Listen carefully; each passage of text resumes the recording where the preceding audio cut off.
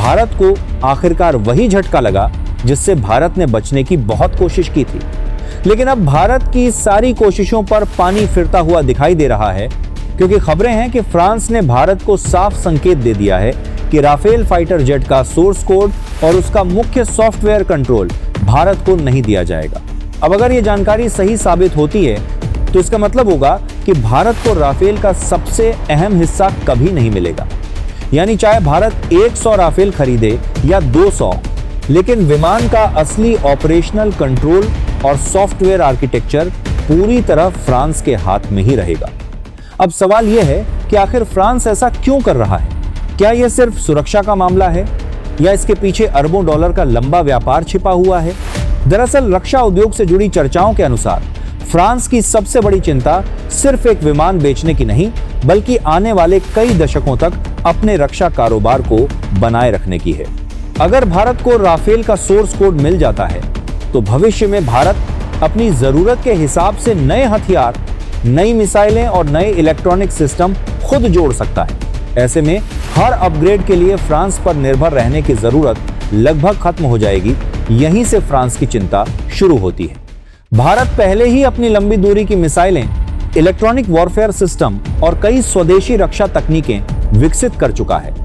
अगर इन्हें सीधे राफेल के सॉफ्टवेयर से जोड़ने की आजादी मिल गई तो फ्रांस के लिए भविष्य का बड़ा बाजार कमजोर पड़ सकता है। इसके अलावा एक और बड़ी वजह भी बताई जा रही है। रिपोर्ट्स के मुताबिक फ्रांस को यह आशंका है कि राफेल की संवेदनशील तकनीक भविष्य में भारत के स्वदेशी लड़ाकू विमान कार्यक्रमों या अन्य प्लेटफॉर्मों के विकास में उपयोग हो सकती है। यही कारण है कि फ्रांस अपने सबसे महत्वपूर्ण सॉफ्टवेयर और मिशन सिस्टम को किसी भी देश के साथ साझा करने में बेहद सतर्क रहता है। इसी बीच एक और चर्चा तेज हो गई है। अगर भारत को मनचाही तकनीक नहीं मिलती तो क्या भारत राफेल की जगह किसी दूसरे विकल्प की ओर बढ़ सकता है?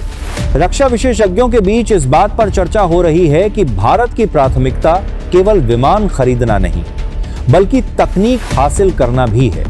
यदि टेक्नोलॉजी ट्रांसफर सीमित रहता है तो भारत दूसरे विकल्पों का गंभीरता से मूल्यांकन कर सकता है। इसी संदर्भ में रूस के Su-57 का नाम फिर चर्चा में आने लगा है। कुछ विश्लेषकों का मानना है कि यदि राफेल से जुड़ी बड़ी डील आगे नहीं बढ़ती या तकनीकी शर्तें भारत के अनुरूप नहीं होती तो भारत रूसी 5वीं पीढ़ी के फाइटर जेट पर अधिक ध्यान दे सकता है। हालांकि अभी तक इस संबंध में भारत सरकार की ओर से कोई आधिकारिक घोषणा नहीं हुई है, लेकिन इतना जरूर है कि आने वाले समय में भारत का सबसे बड़ा फोकस सिर्फ विमान खरीदना नहीं होगा, बल्कि ऐसी तकनीक हासिल करना होगा जो भविष्य में भारत की रक्षा आत्मनिर्भरता को मजबूत करे। अब सबसे बड़ा सवाल यही है, क्या फ्रांस अपने फैसले पर कायम रहेगा या भारत की शर्तों के अनुसार तकनीक साझा करने को तैयार होगा?